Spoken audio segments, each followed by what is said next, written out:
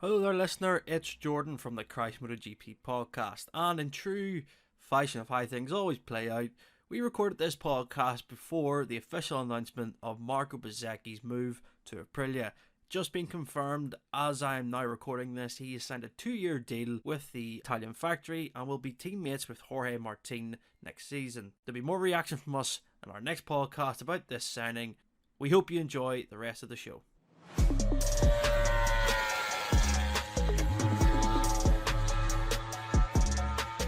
Hello everyone, welcome to the Christ MotoGP podcast, and yes, we finally have racing this weekend, but then it'll only be for another week and then it'll be off again, but that's better than nothing. Joining me, Jordan Morland, is of course Pete McLaren and Rob Jones. Pete, we've got Assen this weekend, iconic as they come, maybe the most iconic Grand Prix circuit that we have. What's your memories of the place, first memories, best memories, what is it? There's so many, aren't there? Yeah, as you say, it's the only track that was on the calendar back in '49, wasn't it? Missed that COVID year. That broke the unbeaten run. Changed a lot during that time, isn't it? And we were talking about this before, the Northern Loop being lost in, what was it, 05, 06. That was the last big major change, wasn't it? Where they put in that new first section with the long corners, which doesn't really fit with the rest of the track, which is all high-speed kinks, isn't it? So, yeah, it's a bit of a shame they came up with that. But it does produce a lot of overtaking, a lot of incidents, a lot of action. So, yeah. And as far as, dramatic moments or races, I mean, there's just so many, aren't there? It's, Schwantz, Rainey back in the 500 days, Doohan's accident. Even Barros coming, the end of the 500cc era had some great rides there, and then into the MotoGP era, Nicky Hayden, that last corner with Colin Edwards, which I know is one of your standouts there, Jordan. And then we had fast forward nearly 10 years, and we had Rossi and Marc Marquez at that final corner, didn't we? And a similar thing there. So yeah, and 100 plus overtakes was it in 2018. Jack Miller winning, ending that long drought of satellite victories that had stretched back to '06. Ben Spies getting his win there. There's just so many moments, aren't there? And the last few years it's been great for Pecco Bagnaia and Ducati. So let's see if they can keep that going. And of course, watch the weather, because you never quite know, do you, at Aston? Yeah, you get that sort of localized weird weather that they have. It's always like just a cloud over like maybe sector 2 and it just rains there. You've seen it even this year. I think, Rob, with World Superbikes and especially the support classes, it was like raining heavy in one part of the circuit. It was bone dry in the other. It's a real special place, isn't it? It's got its own character, its history. Rob, what's your memories of the place? It's magic, isn't it? Yeah, it's one of the best venues without doubt on the calendar. And like Pete said, the races that we've seen in the past, the two that stuck out in my mind were the 2015 battle between Marquez and Rossi, something that, one of those battles that, you look back on and think that was one of the starts to the sort of the deterioration in that relationship. And, obviously 2015 continued in that vein, but Assen was one of the leading races for that. 2018, I think it was, like Pete said, it was something like 175 overtakes between the front group, which is, we talk about MotoGP in 2024 being at an all-time high. That race in 2018 was something out of this world, and obviously Marquez went on to win that race, but you had Lorenzo on the Ducati challenging, you had Dovi, you had Vinales, Rossi on the Yamahas. So there was so much in that race alone. But then it's, you talk about the weather as well. It's one of those venues that we've seen in the past, it's caused big injuries. Lorenzo on the Yamaha had that huge crash in the wet. So it's, you expect great racing, but then there's also that side of the weather that can throw up more great racing in a different way. But then there's also the injury side of it. And then we've seen in the last few years, as they are everywhere, Ducati have really, really made Assen a winning venue for themselves. And I think this year they're going to be expecting to hopefully build on that. But for us, we would like to see KTM and Aprilia in that battle to try and get one of those legendary races again. Yeah, exactly. And like you said, even you mentioned the injuries, the Lorenzo thing, I actually forgot about it. Does the collarbone on? I think obviously they used to race on the Saturday, so he done it on the Thursday. Goes back to Barcelona, gets it done on the Friday, then flies back, doesn't he? Flies. It was the Thursday night, and he came back the Friday morning. Does the amount of laps he needs to do for qualifying, and then ends up just finishing. I think it was fifth in the end. Was that right? Something like fifth. Yeah, fifth. I think. Yeah. The pictures of him after, where he's in absolute tears, and just a magical place. And like you say, Rob, I can't believe that it's nearly been, it's 29 years since Rossi and Marquez at that last corner. And I will say, if you even talk about it now, it still gets debated just as much as it did back then, which is just, yeah, it just shows you how big of a moment that was in that relationship, that season. Yeah, the 2018 race was, I would go as far as saying, for MotoGP bikes, in terms of the aerodynamics, everything it was perfect for overtaking. It just gets back to something like that. I would love to see that generation of bike come back again. But yeah, magical race. Marc Marquez really just played with him. I think he was enjoying the battle too, and then he just decided to pull the pin and go. Yeah, Pecco Bagnaia as well, just thinking about him.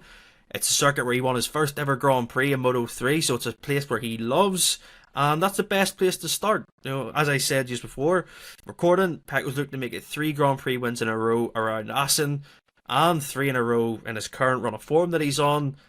Surely he's going to be the favourite, Pete, and only being 18 points off Jorge Martin, that's going to be a massive incentive for him to really stamp his authority, isn't it, this weekend? It is. I mean, the championship lead is within his grasp, isn't it? He can, we've had a few races now where Martin's had a big enough lead that really he, whatever happened, he'd still be leading when he comes out of it. But going into Assen this weekend, and Pecco, if he gets another perfect weekend under his belt, then he has a good chance of leading. If not this weekend coming out, then certainly just 1 week later you've got Sachsenring and going into that summer break, which is what all riders like to do, isn't it? They want to go into the summer break on a high and enjoy their holidays and not be sort of thinking at the back of their mind that these other guys are catching me, what's going wrong. So these 2 races, 2 races in 2 weeks, it's going to be crucial. A lot of points up for grabs. And as you say, Pecco's building that momentum, which is when he's so dangerous, isn't it? When he gets those runs together. So it's going to be the job of Martin, of course, and the other guys, Marc Marquez, to try and interrupt that, to try and sort of get Pecco off that perfect balance that he's in at the moment and that perfect run, and just put a stop to it, because everybody knows what he can do after seeing, 91 points that he clawed back from about this stage, wasn't it, a couple of years ago. So yeah, but at the moment, certainly, I think, as you say, Pecco loves that track. Assen, I think he's even got the tattoo, wasn't he? He does, yeah. That was going to say, yeah. And it was those, you mentioned the Mahindra win, wasn't it? It was those, we think now, Pecco, guy on the best bike, reigning champion on the best bike, but it was those rides he did on the Mahindra, which definitely wasn't the best Moto3 bike, that really, made him into the guy he is now, and taught him how to overcome sort of the bike when the bike isn't the best. And it was all those sort of things that have made him the champion he is today. So the others have got definitely a tough task this weekend to stop him. Yeah, I agree. I think, like you say, Pete, it's interesting because when he goes on these runs that he does, you can't really stop him, and that's my question to you, Rob. Are you almost relying on him to make a mistake rather than, because when he gets out front and he's in that mentality of just, he knows that he has the best package, he knows he's feeling like he's the best rider, it's so hard to stop someone when they're in that sort of run, isn't it? No matter what you throw at them, they'll just come out and they'll still be quickest. Yeah, I always sort of see this part of the season as sort of like Bagnaia's time to sort of make that headway in the season, because he's shown it in when he obviously overturned the 91 points against Quartararo. This was the part of the season where he sort of began to make that charge, and then even last year, I know he was leading the championship pretty much the whole season, but it was where he did most of his damage, and obviously he's got the bike underneath him again this year to do that. But we know how strong he is, not only at particular circuits, but how good he is at adjusting over the weekend. And I think he's obviously going to start this weekend competitive. That goes without saying. The big thing for me, it's looking at Martin this weekend. It's not what Bagnaia is going to do, because we almost expect and know what he's going to do. Martin said after Mugello that he expects to be competitive at Assen, and that he should have finished higher up last season than he did.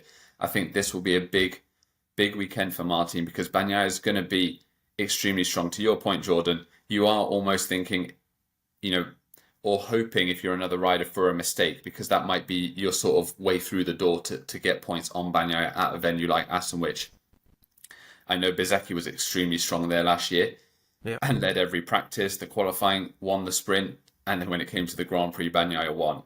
He just has that Sunday form where it doesn't matter what's gone on before. And I think for Martin, who is leading the championship obviously by 18 points, to go to Assen, to beat him, not in the sprint, but in the Grand Prix would be the big message. So I think it would mean more to Martin to go there and beat Bagnaia without a mistake and show again that, yes, I am the rider to beat this season. And doesn't matter what has gone on previously with Bagnaia, I can beat him at his best circuits. Yeah. And like you say, the focus for me is on Martin and Marquez as well, because they're in that weird position where Marquez is trying to catch Bagnaia, but Martin's trying to defend from mostly Bagnaia. But how does this go for Martin this weekend, Pete? Does he have to let the handbrake off essentially and just try not to think about the championship lead? Because at one stage, maybe a couple of rounds ago, he had enough over a whole round that he'd be leading, like you say, but like, he can't really do that anymore, can he? He just has to try and build it back up again. But how do you do that, knowing that what's happened over the past few weeks with the moves, the Aprilia, Marquez going to the factory Ducatis? It's going to be a lot playing on his mind, even though he'll probably say it won't.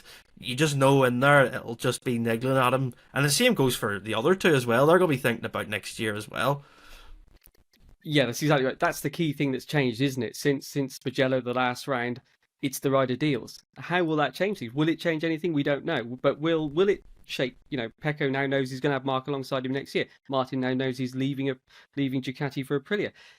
What will the reaction be to that? That will be the first thing that everyone's looking at, isn't it? Will it change some people's behaviour? Will it fire some people up? Will it just put some people on the back foot a little bit and think, hang on a minute, what's the situation now? There's a lot of speculation, isn't there? Martin's leading the championship, but of course he's off to Aprilia. How is he going to feel about that? Is he going to have any doubts whether they're real or not about how much support he's going to get? All of these things, we'll get the first taster of the answers to that this weekend, won't we? And I think it's definitely something that you've got to consider. The deals are done now as well. That's the other thing. So there's a lot of pressure off. People can sort of maybe take more risks, can't they? The top three guys, they've all got their deals in place for next year. If they were thinking, let's not throw things away when there's a contract on the table or anything like that, that's all now done and dusted. So now it's go for it, isn't it? I mean, maybe they will play a little bit more rougher with each other, shall we say, won't they? I mean, again, there's the whole contract thing. It's a big thing, isn't it? Riders don't like being asked about it, but it's a big thing, and they like to get out the way early, which is exactly what Pecco did, wasn't it? Before the year, get it done, and that's for a reason. He didn't want all this talk. Well, now the other guys are on that sort of same level of Pecco now. They know what they're doing next year. It's all about this year. And if you're guys like Jorge Martin and you're going to be leaving the team, especially, it's put everything on the table, isn't it? This is your last season on that Pramac Ducati. You're leading the World Championship. You just got to go for it. Yeah, that's it. Spot on, Pete. You have to go for it. And speaking of having to go for it this weekend, there's a certain 93 who I think now, like you said, Pete, very good point. Contracts are now signed for next year. He's got his future sorted. He loves riding for Gresini, and he wants to get that first win. And these next 2 weekends, Rob, massive for Marc Marquez. We've got Assen, a circuit that he's loved. Yeah, he's won around it twice in the past 10 years, but he's always strong around it. And then we go to Sachsenring after this, where, I mean, I don't need to explain. If you've been watching MotoGP for a while, if you're new around here, Marc Marquez is the king around this place. And the next 2 weeks are crucial for his championship. And do you think, Rob, that now that he's signed his deal, he knows where he's going to be, he might just get the elbows out a little bit more? He hasn't forgot about Jerez with Pecco. He hasn't forgot about little things.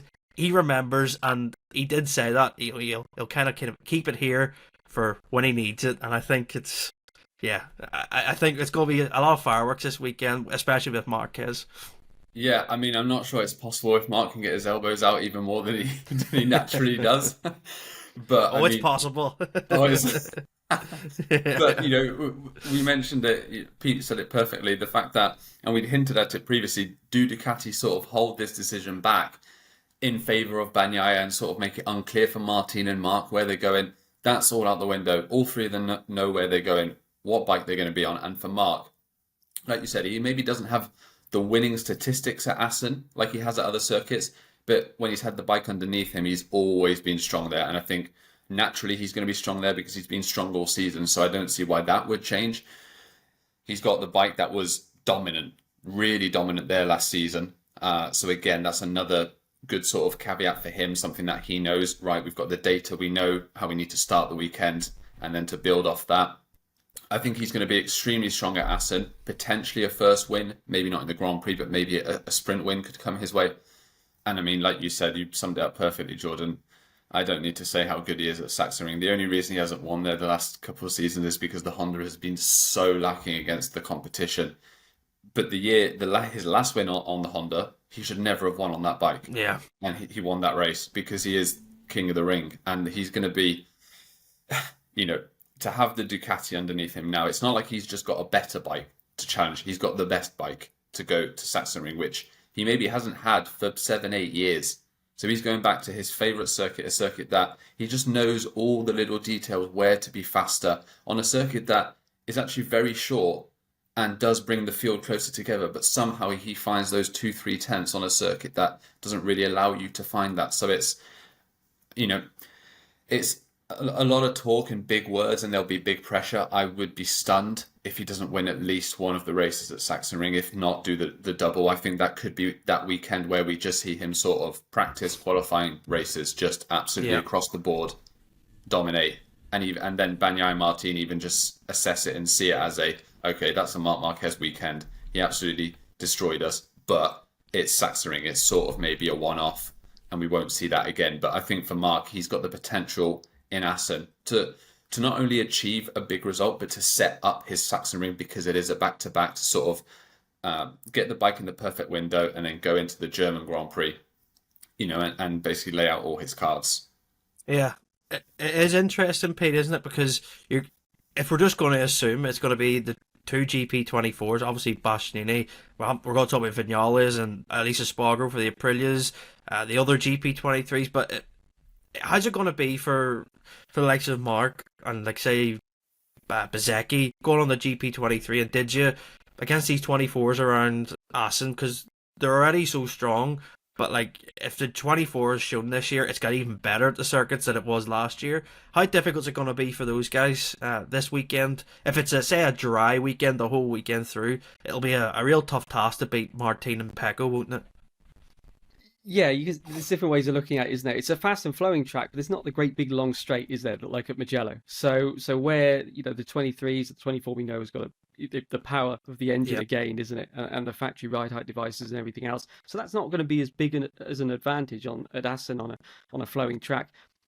Marquez, we know, great on the brakes, isn't he? And you could probably say the same about Costa. So again, it'll be interesting this weekend, as you guys have been saying, because he goes good at this track, he goes good at Sachsenring, he's good on the braking, but the bike, he's got to fit with this bike, and I think he's been saying that he's got to look at tracks in a different way. Tracks that he maybe thought would be difficult because he's used to having difficult times on the Honda. Now he's on the Ducati. But then, as he said, maybe it'll be the other way as well. Maybe he'll go to a track like the Sachsenring where he's been able to do miracles on the Honda and find unexpected issues because it's a different bike. So he's still in the learning phase, and so it's going to be really interesting to see where he is on that. On paper, it's a flowing track, as we say. It's not a hard braking one where he's really great at making the difference. He's saying he's already very good at braking on the Ducati. So it's those sort of hard braking tracks where Marquez is really a threat to the guys at the front from the beginning. But let's see if he takes what, Mugello, obviously flowing in most places, takes what he's learnt there and applies it to Assen. And really, if he could be fast around Assen, then that almost completes the picture, doesn't it? It means that he can do the stop-go tracks, the hard braking stuff, and he can also do the fast and flowing tracks. So yeah, interesting to see how he's going to adapt to that, and if any of the other GP23s will step up in that area as well. My question to you, Rob, GP23s, Di Antonio's probably looked the best of the rest of the 23s, but Bezzecchi likes around, like I say, Aaron Assen. He's been P2 in the Grand Prix the past 2 years, and like you said, he led every session last year, won the sprint, and then just got pipped in the Grand Prix. Surely we'll expect more GP23s up the sharper end. That's just my gut feeling. Even Alex Marquez as well. I think he's shown kind of decent pace last year. Do you think we'll see more of a bigger group, let's just say, for this weekend compared to what we usually see? Maybe a group of 4, maybe a bit more with other riders involved? Yeah, I do. And keeping it strictly about Ducati, I think you made a perfect point. Didier has he's had those flashes of last season of putting the year-old bike at the front of the field. He's not done it with the consistency that he was able to end last season, but I think Didier is someone who gets stronger as the season goes on, so he might, as he gets more familiar with that bike, I think he could begin to sort of challenge for those podium places. I think the big one's Bezzecchi, because it's not just what's going on track. He's obviously got I'm sure we're going to speak about it. We touched on it last week as well. There's that factory Aprilia ride that seems to be heading his way. So there's the opportunity for him to sort of just have a great weekend at a circuit he loves and cement himself with that news sort of circling around. You said it best. He's had 2 second place finishes the last 2 years at Assen, but he's had a very difficult season. This could be that weekend where he could finally gel with that bike and get his season off and running, because it's still, we saw Bezzecchi last year when he won. It wasn't just a battle with someone. He was dominating those races he won, but we've not seen any of that this season. And I think this could be, if there's going to be a race where we sort of maybe thought Mugello would be that race, it wasn't. If there's going to be a round where he can find the Bezzecchi form of last season and finally make, not just a one-off improvement with that bike, I would expect it to be this weekend. And again, that could set him up going to Sachsenring, which on the flip side is maybe not a circuit he's had the same success with, but if he gets the feeling he needs with that bike, I think he'll naturally be closer for the rest of the season, as I expect with Di Giannantonio as well. Yeah, and like you mentioned, Rob, nothing at the time of recording, I just want to put that out there, that anything has been confirmed about his future yet. Nothing official from Aprilia, but a lot of reports came out even after our last podcast that that's their man, they're going for him essentially, and we could expect an official confirmation. I don't know if it's going to be today, tomorrow, but yeah, it'll probably be confirmed, and who knows what that does for Bezzecchi then going into the weekend. Might feel like a relief off his shoulders, might let him just ride freely. You know what it's like when riders get news, sort of like you say, Pete, they would get more relaxed, they're just able to show that there's no real stress there, and I think Bezzecchi definitely falls into that. But it's going to be difficult for, I think, the other manufacturers, KTM and Aprilia. I want to focus on, Pete. Ducati have been so strong, and I remember back to last year, Brad Binder, I think, was it the 2 races he had last lap demotions because he was touching the green, but he was very strong on the KTM here last year. But Aprilia kind of, I expected more from them, but they had, of course, that race with 2 years ago with Elisa Spogger where he got caught up in that Quartararo incident and he made a brilliant charge through the pack. So the Aprilia does like around Assen, and of course Maverick does as well. So it's setting up for a really tasty weekend, isn't it? If everything goes to plan with all these bikes and riders. It is, yeah. Just looking at Aprilia, as you say, the Bezzecchi thing, which we're all expecting, I mean, that would make sense. Let's say, Bezzecchi, he says he wants to be a factory rider. Yeah, there's the whole Pramac Ducati seat. We don't know. Is it even going to be a Ducati seat, of course? But Bezzecchi wants to be a factory rider. This is it, isn't it? There's only one race-winning factory seat still available. The Ducati factory seats are full for the next 2 years. The KTM factory seats are full for the next 2 years. Martin's there, so this is the one that's left, and this is the chance. I think he's got to take it. I know there's people that would say, well, look, if you can get a factory spec bike at VR46, the Ducati, if Pramac move and they redistribute those GP25 factory bikes. But I think even then, if you're Bezzecchi, you've got to take, if you want to be this factory rider, this is the chance. It ticks all the boxes for me if you're Marco Bezzecchi. So as you say, maybe the deal's done. We don't know. Maybe it's just waiting for the announcement. Will it come in the run up to Assen? Will it come on the Thursday? Those are always the sort of the week before a race weekend is when you normally get these things announced. So let's see what happens there. But yeah, for me it would make sense, I think, for most of us to make that move. And let's see what he can do this weekend. As you say, Assen's the sort of track where a rider can make a difference, isn't it? Definitely. I think with all the examples you've always been talking about there, you look at what Binder's doing on the bike, Marquez, these other guys. If a rider is really fired up, Aleix when he made that comeback, you can get something extra from the bike. You can override the bike a little bit, can't you? And for coming back to Aprilia, we know their aero is good, don't we? So we know. Yep. Well, certainly last year anyway, wasn't it? The fast corners, unbelievable. Places like Barcelona, the last sector there. Assen is a lot of fast, incredibly fast, the last sector at Assen. So that suits the RSGP, although they've tried to work on the braking for this year. And as Aleix said, it's taken a little bit away from the fast corners. So it's going to be interesting to see how that plays out here. Will they lose a bit of what they had there? Because if they have gained in braking, which it seems they have, they're not really going to be able to make the most of that at Assen other than going into the last chicane, a little bit the first corner, but there's no huge heavy braking zones there. So how will that play out? Will they be able to get that speed back through the final sector with the downforce? And of course, if not, Ralph Fernandez is there on the 23 bike. So let's see what he could do through that final sector. But yeah, Aprilia. And the other interesting thing I think for Aprilia, of course, Maverick will be in public speaking about why he's going to KTM. Yeah, and that'll be interesting to know, won't it? We'll get to find out why he's made that move, why he perhaps didn't go to Pramac or any of the other places if he did want to leave Aprilia. So it's going to be, Thursday's going to be very interesting at Assen, isn't it, to hear about the deals that are being done and where the guys who are now looking for seats, guys like Jack Miller, former winner at Assen, what their options are now for next year. Yeah, I just think about, like I said, there's no point. If anyone wants to hear any race previews on Thursday from anyone, there's going to be nothing, because it's just going to be all about next year. And hopefully it's the last day where we have to talk about it properly, and then we can just park it until November time for Valencia and the tests and everything. But yeah, it's going to be manic to hear what Maverick has to say, what Enea Bastianini has to say, because he hasn't really said anything. He's been in no kind of... I don't think he's even mentioned it on his social medias, so I think, we'll hear maybe a bit more tight-lipped about it than Maverick. But yeah, interesting to see how the Aprilias go. Rob, how is the KTM going to fare? Because it did go well last year with Binder. It was fighting for the podiums, race wins around Assen. Kind of cost to do anything, It seems like it's a circuit they will take to very well, and the KTM does work around there, so I would expect to see him up the sharp end fighting for podiums, maybe a win. Who knows?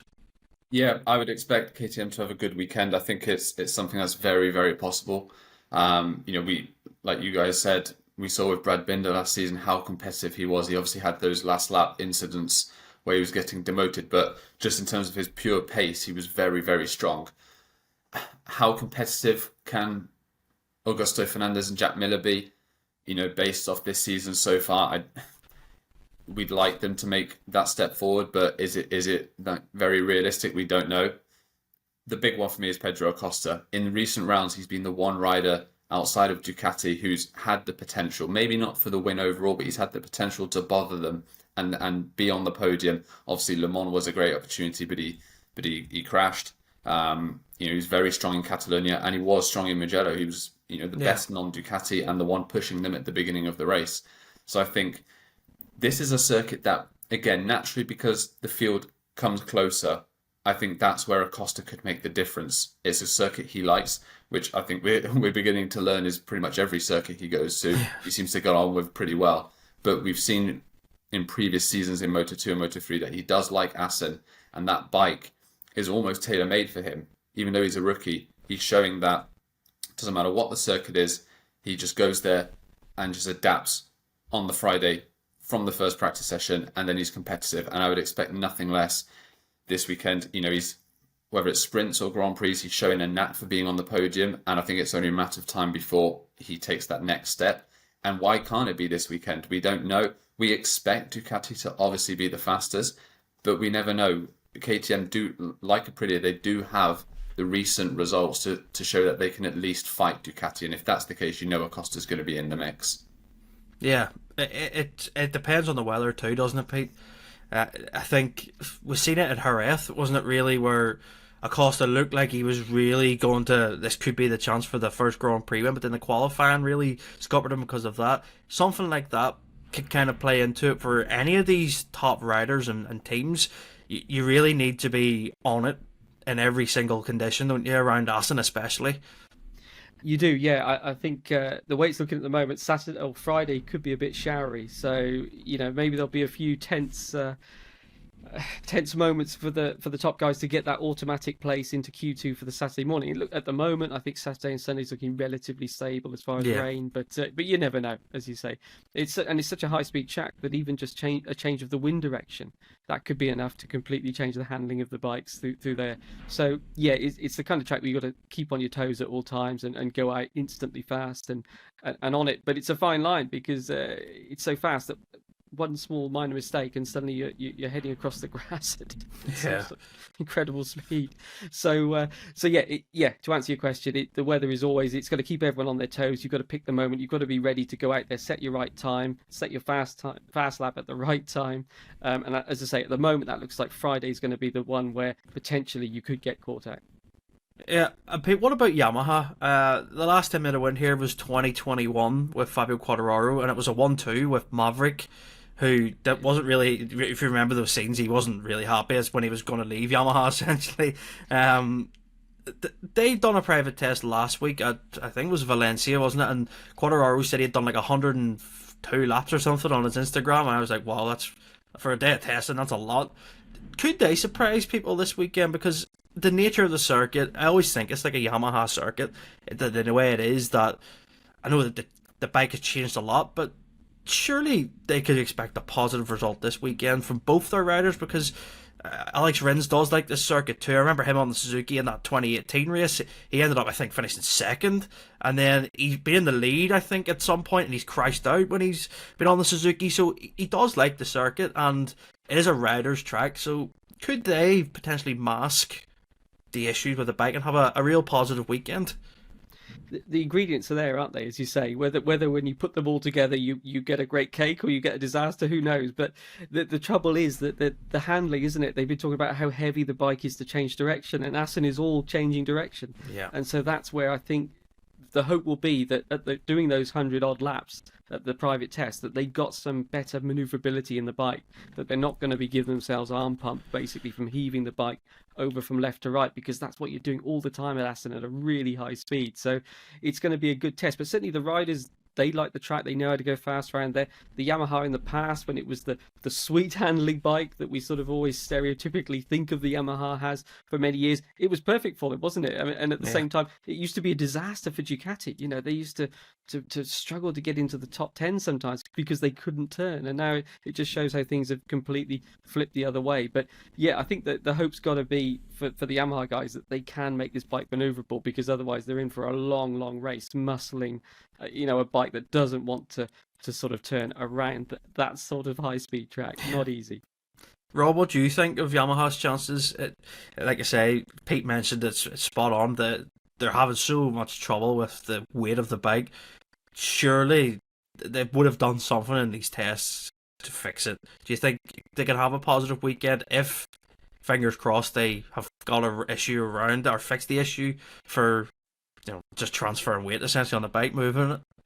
Yeah, I do, and I think there's two reasons why Yamaha could enjoy a good weekend. I think we've spoken about it. The weather, that could be their sort of opening to try and do something different to the guys at the front and try and make strides forward. I think the big one is we hark back to the fact that Assen is such a rider's track, and we know how good Quartararo is there. And for me, someone to look out for is Alex Rins. We've seen him the last 2 weekends. He's gone backwards in the races, but his qualifying, getting into Q2 both times, has been really impressive. We've seen him, like you said, Jordan, he had that season where he crashed out from the lead on the Suzuki. That could have been a race win. And we've got 3 circuits that he goes very well at coming up. Assen, Sachsenring, and then Silverstone, which he's obviously won at before. So there's... Pete, that must be Alex Rins on the background for us. Sorry, Pete can take a call. Yeah, talk away, Rob. No, it's one of those where I think Alex Rins will be expecting at a time where we forget he's without a contract next season. So for Alex Rins, this is that time of the year to make a big impact. And so I think starting with Assen, a circuit like you said in 2018, he was the next best after Marc won that race. He was in that battle and he was leading on several occasions. And Pete's back. Yeah, but must have been Yamaha on the phone or something to him. So it must have. But yeah, I think Yamaha. To sum it up, I do think they've got a great chance this weekend to just enjoy. We don't expect them to be battling for the top 5, but at least to make an impact and to be there maybe on the outskirts of the top group. And I would expect Quartararo and Rins to both have a strong weekend. Yeah, let's see what Yamaha can do, because their riders certainly have strong form around this circuit from the past. And yeah, I hope we can see them up the front, because MotoGP just needs it. Every manufacturer really up there at some point just to show themselves. I don't want to be seeing Honda and Yamaha at the back. But yeah, was that Yamaha on the phone, Pete? Was that Alex? Yeah. They just wanted to know what we were going to talk about on the podcast. Yeah. All positive, nothing bad. Yeah, so let's see what they can do. And I want to stick with Honda, Pete, actually, because, surprising news came out last week that a lot of places broke it that Joan Mir looks set to stay with Honda. And a real surprise for me, thinking about his comments that he said in the past few Grand Prix. Don't really look enthused by it, saying his body can't really take any more of it. but it looks like he's going to stay with Honda for the next 2 years, and it's really maybe the only option he had, really, isn't it, to stay in MotoGP? It is a bit of a surprise, isn't it? Yeah, I mean, I asked Paco Sanchez, who's Mir's manager, about these sort of rumors, and yeah, he made clear the priority, that was his word, the priority that they've had since the beginning of the year is to extend the deal with Honda. But he said they haven't signed yet, so let's see. I mean, obviously there were the rumors of Brivio and Trackhouse, that link there. Maybe the Pramac Ducati seat being available. Would they want a big name rider now that they've lost out on Martin? They've lost out on Marquez. If they got a big name rider, would that keep them with Ducati and all that kind of thing? So how do you read into that? Does that mean that the fact that Mir is now thinking that his best option, it appears, is to remain with Honda? Does that mean that the Pramac and Ducati thing is maybe not so likely now? You could sort of read things in so many different ways, can't you? And also maybe the whole Martin going to Aprilia, Maverick leaving, and everything else, is that sort of had a knock on at Trackhouse maybe? So all these things are connected, aren't they? We don't really know yet. Let's wait and see. I mean, the next few weeks, all the riders will want to get the deals done before the summer break. They don't want to be spending their summer holidays having to do deals and everything else. They want to know what they're doing, and so this is the crucial time. And these next two races, I think we'll see quite a few. We should see quite a few announcements, I think, as far as who's going where and filling in the gaps. And I mean, Mir on the Honda, it's obviously, it's been a really difficult start to the year for all the Hondas, hasn't it? But he's the top Honda. He's doing. Yeah. You can only be the best guy on the bike that you're on, isn't it? And so from that point of view, he's showing that his quality as a rider, that he's still got the speed there. As you say, it's a hard slog for those guys at the moment. But let's see. I mean, again, coming back to Paco Sanchez's words, he said, Mir doesn't want to leave by the back door, sort of thing. He doesn't want to walk away from this project. So yeah, it's positive talk. But let's actually see if the deal is done and something gets announced. Yeah, Rob, what's your take on it? As Pete says, he doesn't really want to leave the project, but for the time that he's been in the project, it's been a real tough time for him. And is he potentially thinking that if he stays with Honda for the next 2 years, it'll lead to better things, maybe keeping him for 27? Who knows? Because that could maybe be his thinking about it. He might see the plans for what's going to happen in the future, and I do think Honda will get better. But it's what's your take on it? Because it's a tough one for Mir, isn't it? It's a very, very tricky one, because you kind of get the feeling, has something happened like with Yamaha and Quartararo? Have they sold him on the project? Have they given him promises that this is what's going to happen, and given him, sort of loose guarantees that this is where we're going to be in several years, and this is how we'll get back to the top? Because, his comments don't really fall in line with him wanting to have stayed with Honda all season. The talk of retirement, the fact that his body can't take much more of this. It's looked a little bit at times like he's lost the motivation for racing in MotoGP, and you suspect that that's because of the sort of turmoil and the difficulties that Honda have had. Then there's the other side of it. There's potential satellite rides. We say satellite, full factory ride at Pramac, or Trackhouse Aprilia, which they might not be a full factory status, but they're on a machine where you're going to be back at the front. Your name's going to be back where it should be as a world champion in MotoGP. And it's a difficult one again, because for me, I can understand from his point of view why you don't want to go to Honda in a difficult time. See that the project is not even making any improvements, maybe even going further the wrong way, and then leave when it's at its worst.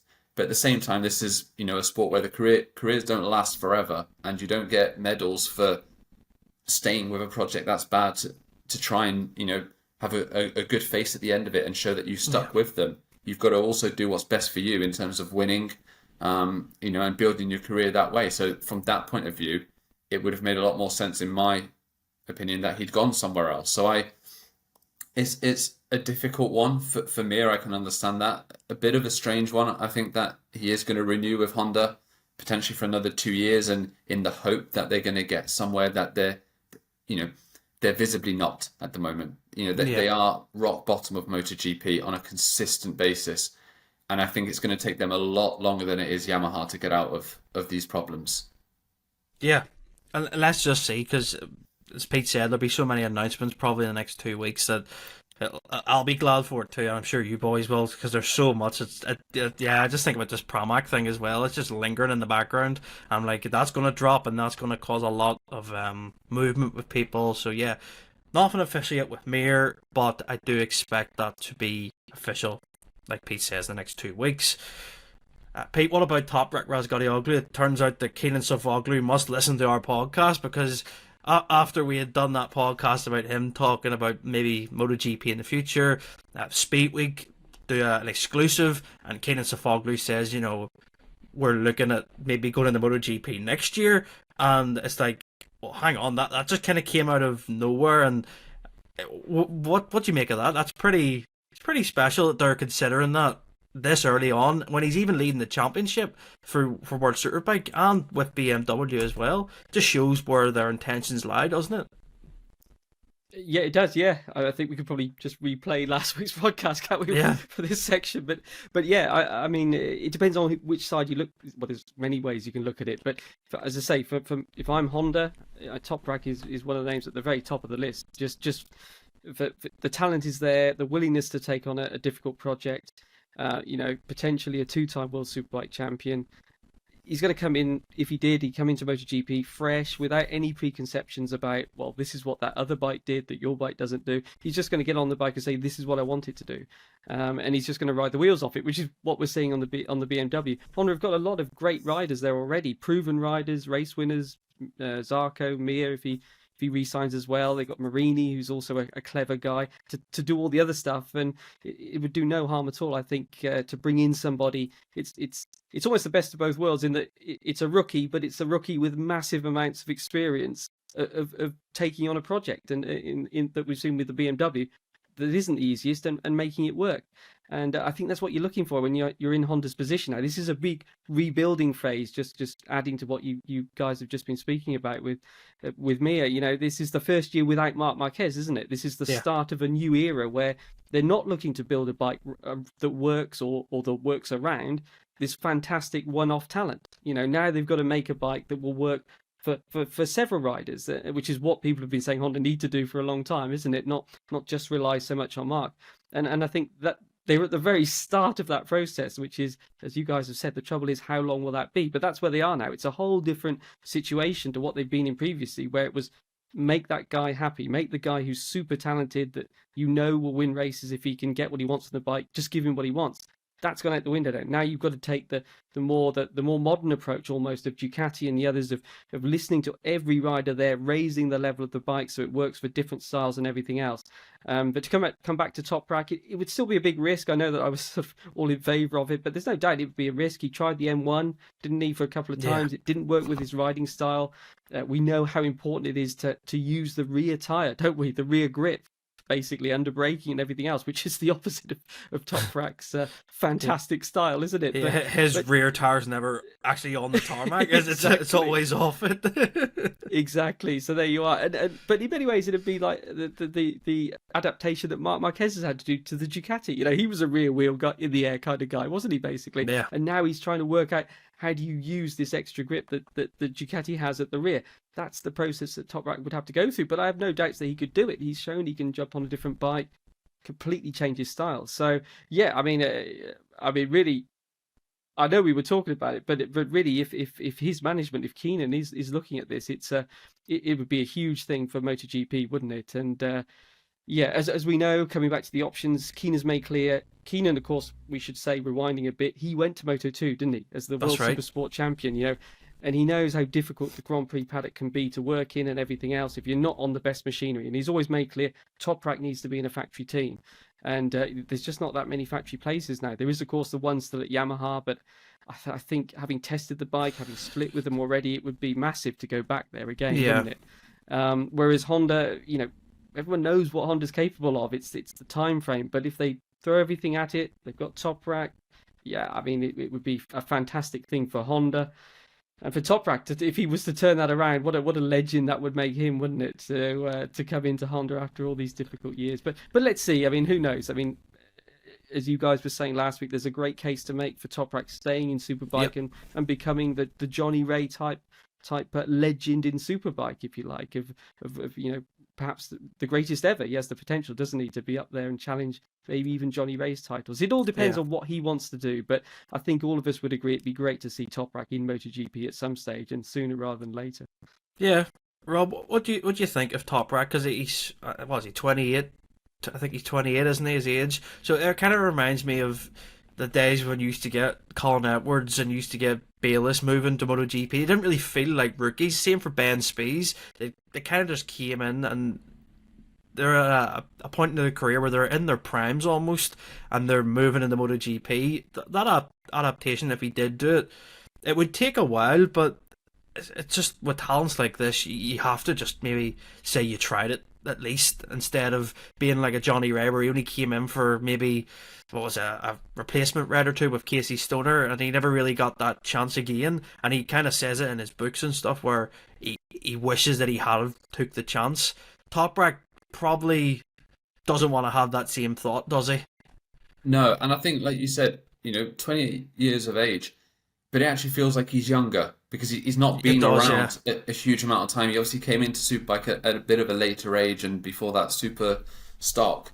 So it was a case of, he's hitting his prime, but he feels still like a young rider, someone who could take on a project and could just go to MotoGP, use a year or two to adapt, and then still have a long career in the sport. I think from both sides, it's a move that makes absolute sense. From MotoGP, to have not only a different nationality, but a Turkish rider who is a phenomenal talent, will bring in huge money from his sponsors, huge interest, bring across some of the hardcore Superbike fans, because there's a lot of Superbike fans who watch the class for Toprak. He is becoming that Johnny Ray, but in a different way. And then from Toprak's point of view, it's to go to MotoGP, which, when he first started winning in Superbike, it was very much like, this is my dream. Like, MotoGP is different. I was in the Red Bull Rookies. I saw it. I'm not too sure about it. But I think as he's grown as a rider and as a person even more, you get that sense that he just wants to try it.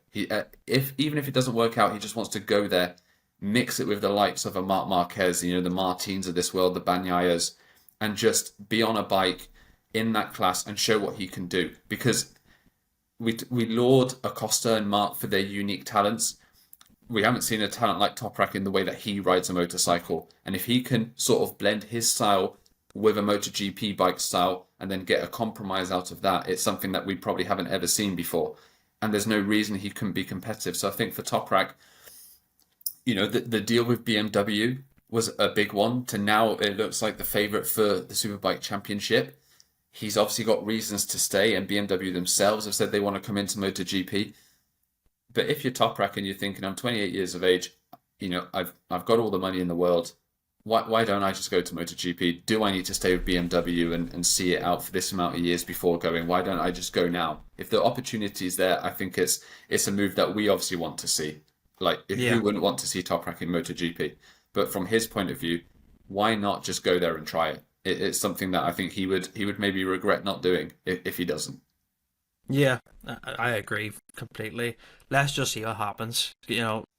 Who knows? If I would be the next 2 weeks, whatever month, I can just see so many things happening in my head. I'm like, that could happen, but who knows? It could be completely different. So yeah, keep an eye out on everything to do with Toprak. It all links in with MotoGP, of course. And yeah, going back to this weekend, finally, gents, we have our predictions. Haven't had that for like a month nearly now, so you've had plenty of time to think about it since Mugello. So, Pete, I'll start off with you. Sprint race winner, who do you think that will be this weekend? We've already made the case, haven't we, for Bagnaia? But I'll go Martin. I just think I'm really interested to see how he responds to getting his future decided. The whole move to Aprilia. We know how strong he is in qualifying, short races. So I'm going to go with him. But I think it's going to be pretty open this weekend, as you guys have said. I think we could see 3 different manufacturers on the podium. I think potentially, So yeah, but I'll go Martin for the sprint. Rob, who's your take for the sprint? Well, as Pete stole my prediction of Martin, and I feel the need to be different, I'm going to go with Vinales on the Aprilia for the sprint. Could see it, because he's shown in Dakota, like when he gets into that rhythm. I don't know if can't say it's a similar circuit, but it's got those corners where the Aprilia, like Pete mentioned, does it have the advantages like it did? If it has that, like it did in Coda, yeah, Vinales is a great shout. I'd like to see that too. I don't want to say it. Do I say Bagnaia?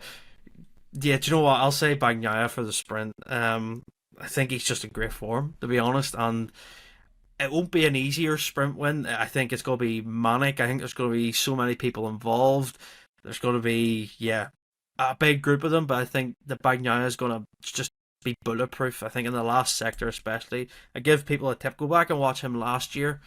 Even in 22, go watch him through the last sector, his times compared to everyone else. He has something a little bit extra there. So he's my tip for the sprint.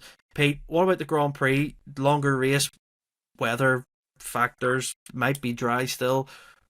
Who do you think will be the Grand Prix winner? I've got to go with Bagnaia, I'm afraid. I think that, as we know, he's on top form. He loves this track, and I just think those two together make him the obvious favourite. But yeah, there's a lot of riders that could be up there. I mean, Bezzecchi, you guys have made the case for already.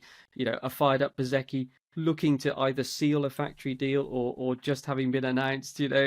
All these kind of things, as we say. And that final sector, you mentioned that, Jordan. I mean, talk about a scary section of track, isn't it? All good tracks have a scary part, don't they? Whether it's the waterfall in Germany, the crest at Mugello, those last sectors of corners leading into the chicane. I mean, really, really, it's amazing to watch on TV. So let alone to be there. But I mean, we could just imagine them all going into that final chicane. Well, let's hope it's a close race, and it gets decided at that last chicane once again. Yeah, that would be the dream. Actually, haven't had a bit of drama there in a while. So it's 9 years. So yeah, I agree with Pete on that one. Rob, what about you? Who do you think will win the Grand Prix? I feel we're gonna have a hat trick here. I'm gonna go with Bagnaia as well. I just can't see him being beaten in the Grand Prix. I would love a last lap, last corner sort of duel with him, Martin and Marc, all going for it. I think that could be a little bit spicy. I just think, when it comes to it in the last few laps, he's just going to be bulletproof. So I think for the Grand Prix, Bagnaia. Yeah. I'm not going to say Bagnaia. I'm not. I can't. I think he most likely probably will win, but just for prediction's sake, yeah, we talked about last sectors, and I will say that Ramshoek, that last big long left, there's no one better through that long left than Marquez. If you watch back his Honda overtakes there especially, there's one 2017, the last race that Valentino Rossi won in MotoGP. Danilo Petrucci and him were first and second, but the battle for third, Cal Crutchlow was in third. Marquez just absolutely rips it up the inside of him. I mean, he carries about 15 mile an hour extra, and he gets third place. And Cal Crutchlow couldn't believe the speed that he carried through it. And Marquez has done it in the past with the Honda. Yeah, he loves a scrap around here, and I think if we get that type of race, I think Marquez is going to win on Sunday. I think it's going to be one of those dramatic races that we have. Incidents, people coming up at the last chicane, Jorge Martin getting involved. Like you say, imagine some weird world where they all come into that chicane 3 abreast. That would be that would be incredible. Pedro Acosta went down the inside of it was exactly Binder and Miller, wasn't it? Yeah, both of them. Something so like that. I'm still not over that. It didn't win Overtake of the Year in 2022. Hang your heads in shame. Whoever decided that was the easiest overtake you could just put for any award. But yeah, it didn't get it. So if we get something like that on Sunday or Saturday, I'll be happy. But who knows? Pedro Acosta could end up winning if everything goes wrong with the top 3. So yeah, leave your thoughts in the comments, guys, on YouTube. I'm sure there's plenty. Leave your predictions. Tweet us them, send us them on Instagram. If you're listening on Apple or Spotify, leave us a 5-star review. Make sure to follow us as well, so you're always notified whenever a new episode comes out. And yeah, thanks very much for the support, and we'll see you next week for the review of the Dutch Grand Prix.